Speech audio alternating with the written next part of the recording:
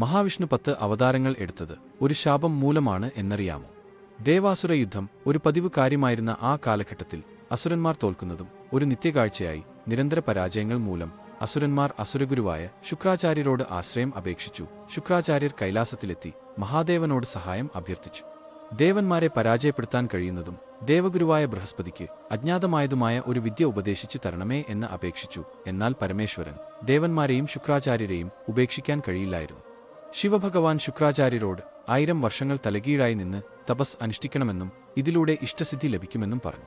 ഇത്രയും കഠിനമായ തപസ് അനുഷ്ഠിക്കാൻ ശുക്രാചാര്യർ മുതിരില്ല എന്ന വിശ്വാസത്തിലാണ് ശിവഭഗവാൻ ഈ ഉപദേശം നൽകിയത്. എന്നാൽ ശുക്രാചാര്യർ തപസ് ആരംഭിക്കുക തന്നെ ചെയ്തു.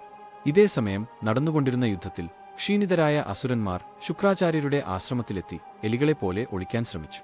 എന്നാൽ സകല അസുരന്മാരെയും യമപുരിയിലേക്ക് അയക്കുമെന്ന ദൃഢനിശ്ചയത്തിൽ ദേവസൈന്യം അവിടെയും എത്തിച്ചേർന്നു. എന്നാൽ അസുരന്മാർക്ക് അഭയമേകിയ ശുക്രാചാര്യരുടെ മാതാവായ കാവ്യമാത ദേവന്മാരെ തടഞ്ഞു.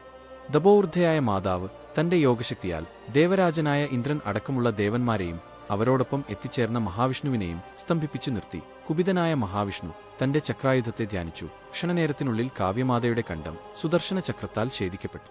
സ്ത്രീവധം, അതും തന്റെ ശിഷ്യന്മാരെ രക്ഷിക്കാൻ ശ്രമിച്ച ഒരു വൃദ്ധ മാതാവിനെ ഈ അരുംകൊല കണ്ട് കോപക്രാന്തനായി അങ്ങോട്ടേക്ക് എത്തിയ കാവ്യമാതയുടെ പതിയായ ഭൃഗുമഹർഷി മഹാവിഷ്ണുവിന് നേരെ തന്റെ ശാപശരങ്ങൾ എയ്തു. മഹാവിഷ്ണു വൈകുണ്ഠം വിട്ട് ഭൂമിയിൽ വന്ന് അവതാരങ്ങൾ എടുക്കട്ടെ എന്നായിരുന്നു. ഭൃഗുമഹർഷി തന്റെ കമണ്ഡലരുവിൽ നിന്ന് ജലം തെളിച്ച് പത്നിയെ ജീവിതത്തിലേക്ക് തിരികെ കൊണ്ടുവന്നു. തന്റെ അധാർമികമായ ആ തെറ്റിന്റെ ഫലമായ ശാപം ഭഗവാൻ സ്വീകരിച്ചു.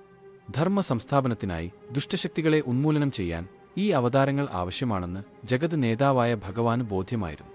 ആ ശാപം അനുസരിച്ച് ഭഗവാൻ അംശവതാരങ്ങളും പൂർണ്ണ അവതാരങ്ങളും എടുക്കേണ്ടതായി വന്നു.